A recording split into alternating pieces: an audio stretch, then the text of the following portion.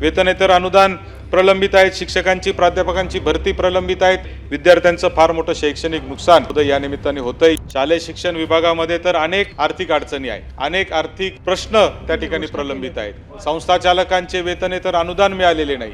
शिक्षकांच्या पगाराच्या बाबतीमध्ये आपल्याला माहिती आहे की काल पण आझाद मैदानावर आंदोलन चालू आहे। आत्ताही माननीय मुख्यमंत्री त्या ठिकाणी खाली बैठक घेत आहेत आणि काहीतरी निर्णय घेतील अशी मला खरं तर अपेक्षा आहे। सकारात्मक निर्णय टप्पा अनुदानाच्या बाबतीतही ते घेतील अशी मला खरं तर अपेक्षा आहे।